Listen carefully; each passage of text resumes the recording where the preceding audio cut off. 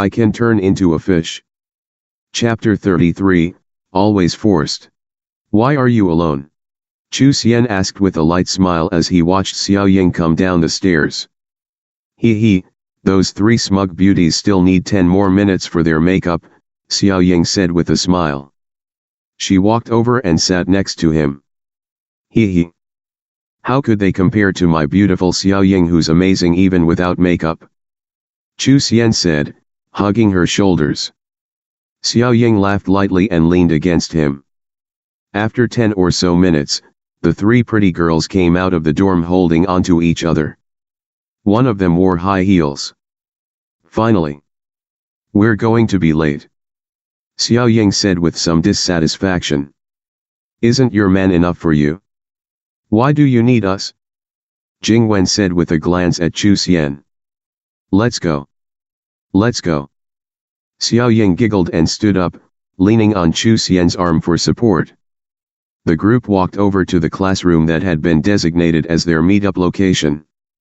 When they arrived, there was already a dozen or so people there. The boy-to-girl ratio was about 50/50. Haha, looks like some of the single boys from other grades are here as well. Are they here for a last-ditch college romance? Siu said excitedly as she looked at all the boys in the classroom. Xiao Ying looked at her speechlessly before dragging Chu Xian to a seat off to the side. Their arrival drew attention. The quality of the girls in Xiao Ying's dorm was pretty high, and regarding Xiao Ying herself, well, she was the goddess of the entire college. Xiao Ying's classmates weren't surprised when they saw their goddess holding another man's arm.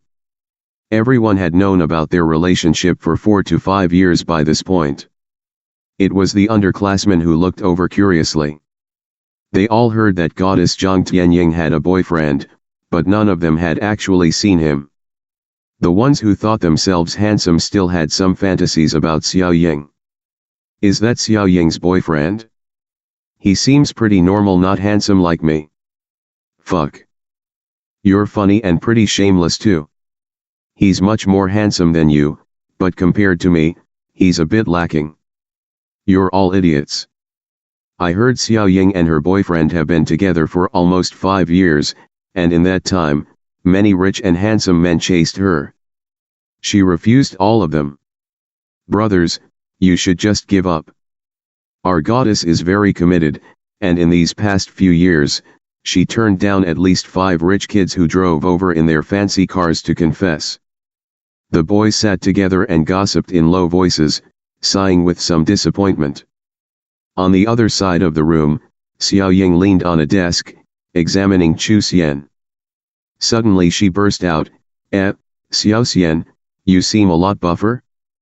He, I've been working out these days and now, I'm a man with a 6-pack. Come, feel. Chu Xian laughed and took her hand. Xiao Ying squeezed with some strength and with an astonished look, said, It's true. Of course. Chu Xian chuckled proudly and said shamelessly, Tonight, you can examine them more closely. Stop it.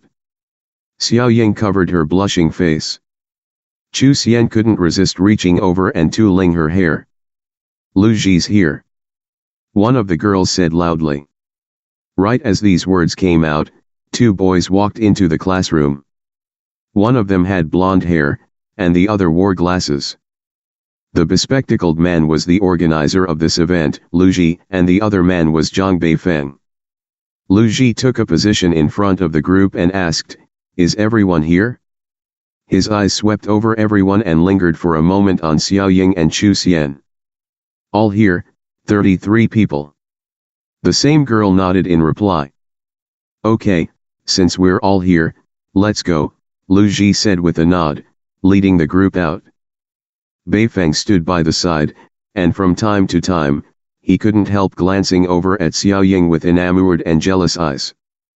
Lu Ji led the group to 2 cars parked in front of the classroom and turned around to say, We're going to the new resort in JS District, the Gold Dragon Holiday Resort. We'll get a couple of taxis. You can decide amongst yourselves who shares with whom. My car can bring 3 people. Jingwen, Siu, Shan Shang, I can take you. Wow. Luji, you bought a car? Is that Audi A6 yours? Jingwen asked happily. What a man. You can drive a 500,000 plus RMB car right after graduating. I'm so jealous.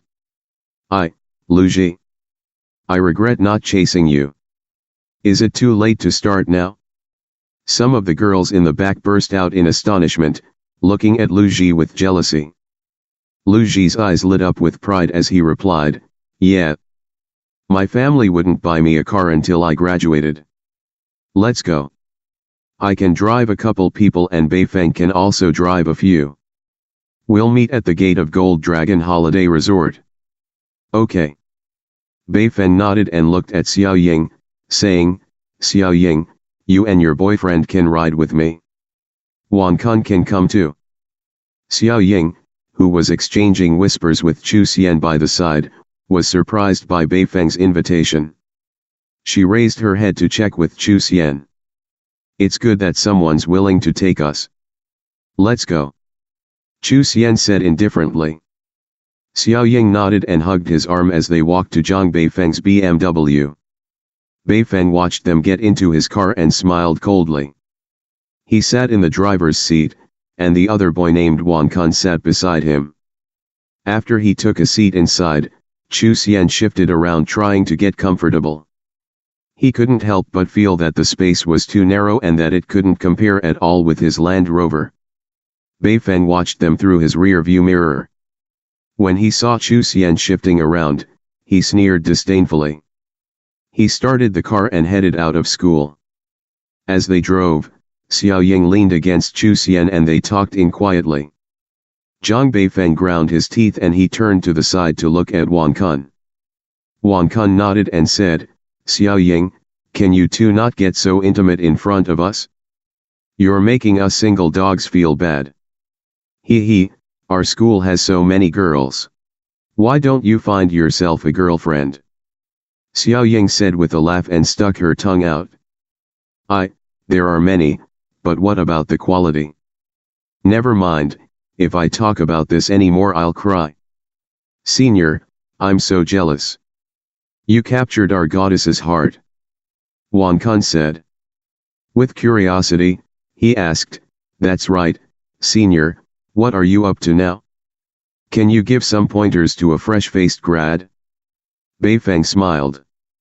Hee, I can't give you any advice.